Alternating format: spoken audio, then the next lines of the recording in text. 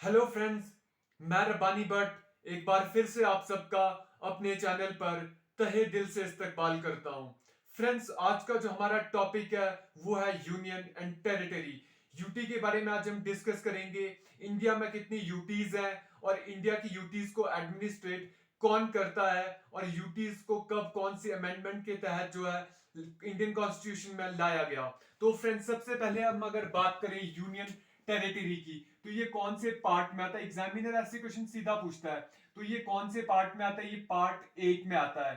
इसके अलावा अगर मैं बात करूं आर्टिकल्स की बात करूं, तो आर्टिकल्स कहां से कहां तक इसके साथ डील करते हैं। तो आर्टिकल 239 से लेकर के 241 तक जो आर्टिकल्स है ना, वो यूटी के साथ डील करते हैं। फ्रेंड्स, इसके अलावा अगर मैं बात करूं इंडिया में एट प्रेजेंट ना कितनी यूटीज है। यूटीज एट प्रेजेंट, ये मैं शॉर्ट में लिख रहा हूं, यूनियन टेरिटरी को यूटी। तो इस टाइम पे इंडिया में 8 यूटीज है। कौन कौन सी है वो मैं आपको लिख के देता हूं। तो फ्रेंड्स, सबसे पहले अगर मैं बात करूं Andaman Nicobar, Chandigarh, Delhi, Dadra and Nagar Haveli and Daman and Diu, इनका जो था आपको याद रखना है, ये मर्जर है। ये मर्ज हुई थी, ये गुजरात में। एक तो सबसे पहले ये पता होना चाहिए। और इसके अलावा ये मर्जर कब हुआ था, ये 26 नवंबर 2019 को हुआ था। ये क्वेश्चन कई बार एग्जाम में पूछा जा सकता है या मोस्टली मेंस के पेपर में लिखने के लिए डेट्स ऑथेंटिक डेटा है, ये मालूम होना चाहिए। इसके अलावा जम्मू एंड कश्मीर, लद्दाख, लक्षद्वीप एंड पुडुचेरी। इसके अलावा जम्मू के बारे में भी आपको पता होना चाहिए, कब यूटी बनी, 1 अक्टूबर 2019। लक्षद्वीप सॉरी लद्दाख भी उसी डेट को यूटी बनी थी। इसके अलावा यहाँ के फर्स्ट लेफ्टिनेंट गवर्नर कौन थे, आप ये पढ़ ही सकते हो कि कौन कौन इनके लेफ्टिनेंट गवर्नर्स थे। तो फ्रेंड्स, अब अगर मैं बात करूं इंडिया आफ्टर इंडिपेंडेंस, तो इंडिया में पहले जो हुआ करते थे पार्ट सी और पार्ट डी टाइप के स्टेट्स हुआ करते थे। तो उसके बाद जो इसे कॉन्स्टिट्यूट किया गया और इनको जो है यूनियन एंड टेरिटरी का दर्जा दिया गया। अगर मैं बात करूं अब 1956 की, तो उस टाइम पे हमारे पास इंडिया में 14 स्टेट्स थे और 6 यूटीज थी।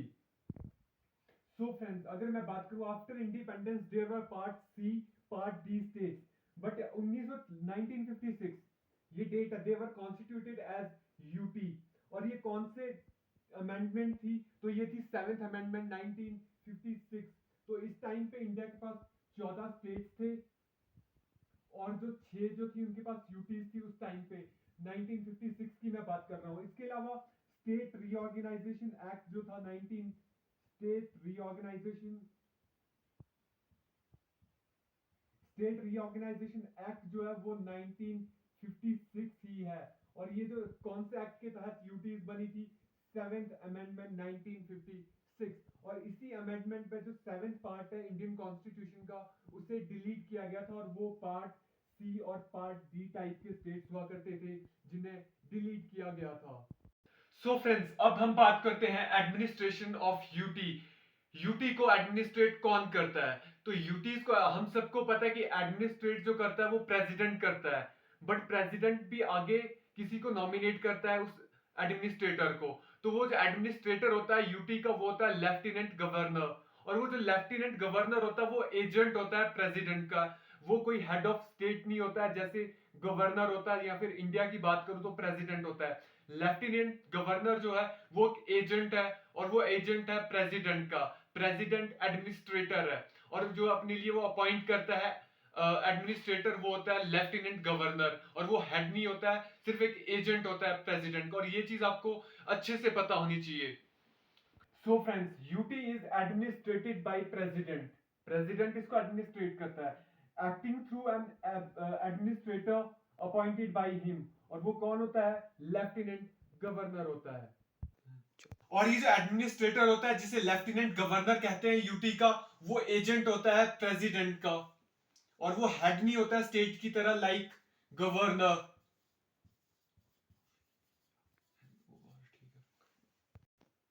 सो फ्रेंड्स, अब हम बात करते हैं इंडिया में कौन कौन से यूटीज में लेफ्टिनेंट गवर्नर्स है। इंडिया की 8 यूटीज है, लेकिन 8 में जो लेफ्टिनेंट गवर्नर्स नहीं है। तो सबसे पहले करते हैं बात हम कौन सी स्टेट्स में लेफ्टिनेंट गवर्नर है। तो सबसे पहले अगर मैं बात करूं तो दिल्ली, जम्मू कश्मीर,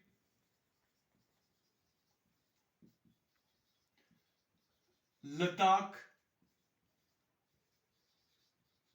लद्दाख, पुडुचेरी और last Andaman and Nicobar. So friends, ये 5 यूटीज है, दिल्ली, जम्मू कश्मीर, लद्दाख, पुडुचेरी और अंडमान एंड निकोबार। ये 5 यूटीज के पास लेफ्टिनेंट गवर्नर है जो कि एडमिनिस्ट्रेट करते हैं इन यूटीज को। सो फ्रेंड, अब हम बात करते हैं in case of rest of other, ये जितनी भी यूटीज हैं। इसके अलावा अगर मैं बात करूं चंडीगढ़, दमन एंड दीव, दादरा एंड नगर हवेली, ये मैं मिक्स कर रहा हूं, D, Dadra and Nagar Haveli and Daman and दीव्स। और इसके अलावा लास्ट लक्षद्वीप। ये जो 3 यूटीज है, इनको एडमिनिस्ट्रेट कौन करता है? इनको जो है ना प्रेसिडेंट जो है अपॉइंट करता है। प्रेसिडेंट जो अपॉइंट करता है गवर्नर ऑफ स्टेट, जितने भी जो भी गवर्नर होते हैं स्टेट्स के, उनको अपॉइंट करता है कि वो इन यूटीज के गवर्न करें, इनको एडमिनिस्ट्रेट करें। तो friends, president appoint governor of state as administrator of these UTs. तो फ्रेंड्स, जो जिनके पास ये जो 3 यूटीज है, चंडीगढ़, दमन, दीव और लक्षद्वीप, इनके लिए जो है गवर्नर ऑफ स्टेट को अपॉइंट करता है president as administrator of UTs. So friends, अब मैं बताता हूं कौन कौन सी ऐसी यूटीज हैं जिनको लेजिस्लेटिव असेंबली प्रोवाइड की गई है। तो ये सिर्फ 2 ही ऐसी यूटीज है। एक तो सबसे पहले पुडुचेरी एंड सेकंड दिल्ली। ये 2 यूटीज है जिनको जो है लेजिस्लेटिव असेंबली प्रोवाइड की गई है और प्रोवाइडेड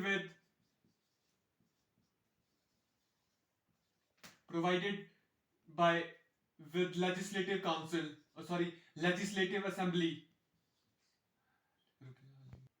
सो फ्रेंड्स, सबसे पहले हम बात करते हैं पुडुचेरी की।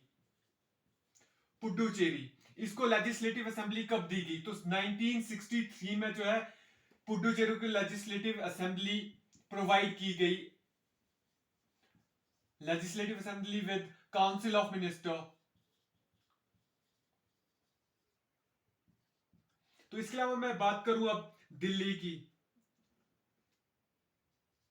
तो दिल्ली में जो ये 1992 में दी गई और लेजिस्लेटिव असेंबली प्रोवाइड की गई with council of minister, CM और इसके। और दिल्ली की अगर मैं एक और बात करूं तो दिल्ली की जो सीट्स है ना, सीट्स वो 70 है और ये फिक्स्ड है, ये कभी इंक्रीज नहीं की जा सकती, बढ़ाई नहीं जा सकती, ना कम की जा सकती है ये सीट्स। सो फ्रेंड्स, इसके अलावा अगर मैं बात करूं तो इसके अलावा जम्मू एंड कश्मीर जो यूटी है, इसके पास भी जो यूटी जो बनाई गई है, तो इसके पास भी लेजिस्लेटिव असेंबली रहेगी। लेकिन अभी जम्मू में इलेक्शंस नहीं हुए, तो ये 3 यूटीज को कह सकते हैं जिनके पास लेजिस्लेटिव असेंबली है। और बाकी के जो भी 5 यूटीज है यहाँ पे मैंने दे रखी है, तो उनके पास ऐसी कोई भी पॉलिटिकल इंस्टीट्यूशन नहीं है, वहां पे किसी भी प्रकार की कोई ऐसी गवर्नमेंट नहीं है यूटी की। तो फ्रेंड्स, अब मैं बात करता हूं कि यूटीज को हाई कोर्ट कौन प्रोवाइड करता है। सो फ्रेंड्स, पार्लियामेंट जो है वो हाई कोर्ट प्रोवाइड कर सकता है या बना सकता है किसी भी यूटी के लिए, या फिर वो किसी भी स्टेट के अंदर जो है अंडर वो यूटीज को डाल सकता है कि यहां से वो जुरिडिक्शंस होंगी। So friends, parliament can establish high court for UTs. UTs के लिए जो हाई कोर्ट है वो एस्टैब्लिश कर सकता है, पार्लियामेंट ही कर सकता है, या फिर किसी भी high court state high court के अंडर जो इसे डाल सकता है। और हाई कोर्ट के लिए कौन सा आर्टिकल है जो इसके साथ डील करता है? तो आर्टिकल 226 जो वो डील करता है हाई कोर्ट के साथ। सो फ्रेंड्स, अब हम बात करेंगे स्पेशल जो प्रोविजन है दिल्ली के लिए, वो कब प्रोवाइड किया गया था।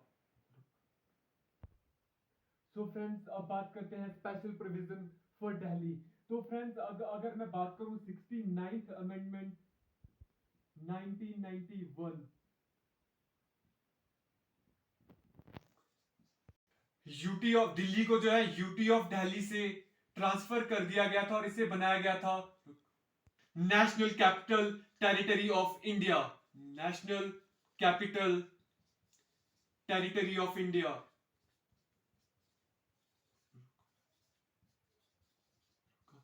तो फ्रेंड्स, इसी अमेंडमेंट के तहत जो है यहाँ पे लेजिस्लेटिव असेंबली प्रोवाइड की गई थी with council of minister, CM वगैरह। और यहाँ का जो एडमिनिस्ट्रेटर होता है वो लेफ्टिनेंट गवर्नर होता है। तो इसके अलावा फ्रेंड्स मैं बात करूं यहाँ की जो सीट्स थी वो फिक्स कर दी गई थी उस टाइम पे। सीट्स जो फिक्स करी गई थी वो 70 सीट्स थी लेजिस्लेटिव असेंबली की। इसके अलावा क्वेश्चन पूछा जाता है एग्जाम्स में कि दिल्ली की लोकसभा में कितनी सीट्स हैं।